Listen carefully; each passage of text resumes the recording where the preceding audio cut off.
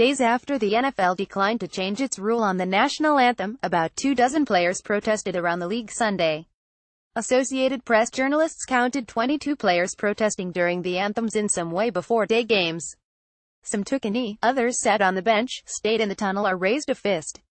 On September 25, days after President Donald Trump said players should be fired for protesting during the anthem, more than 200 players protested. On Sunday, the Seahawks and 49ers had the most protesters.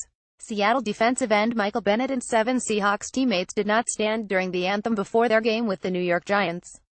As a New York City police officer sang the anthem, Bennett was joined by defensive tackle Sheldon Richardson, defensive end Brandon Jackson, defensive end Marcus Smith, defensive tackle Jaron Reed, defensive end Frank Clark and defensive end Quinton Jefferson. Defensive end Cliff Averill, scratched for the game, sat between Clark and Bennett. 49ers continued to kneel. Another teammate stood with his left arm on Bennett's back. One Seattle player kneeled. In San Francisco, about a half dozen 49ers kneeled, led by Eric Reid, Marquise Goodwin, rookie linebacker Reuben Foster, Eli Harold, Adrian Colbert and Quan Williams.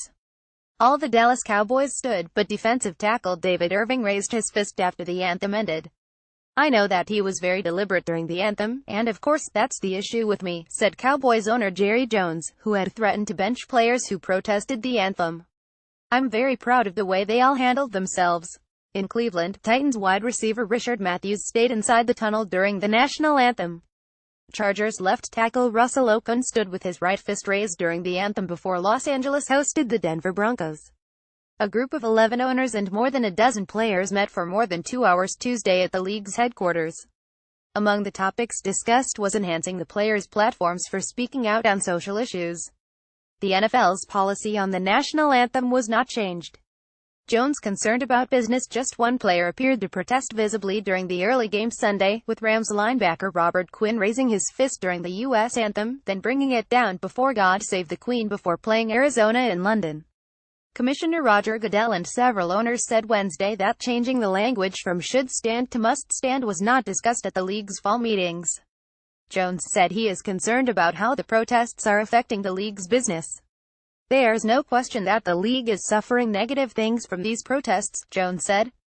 "I'm first and foremost a proponent of making the league strong and make us have as many people watching the game as we can. Let's not do it in a way that tears down the strength of the NFL."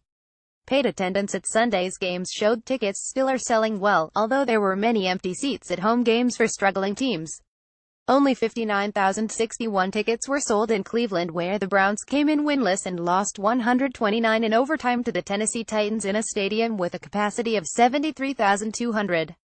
Indianapolis, which dropped to 25 after a loss to Jacksonville, still listed paid attendance of 63,104 at Lucas Oil Stadium with a listed capacity of 70,000 for football.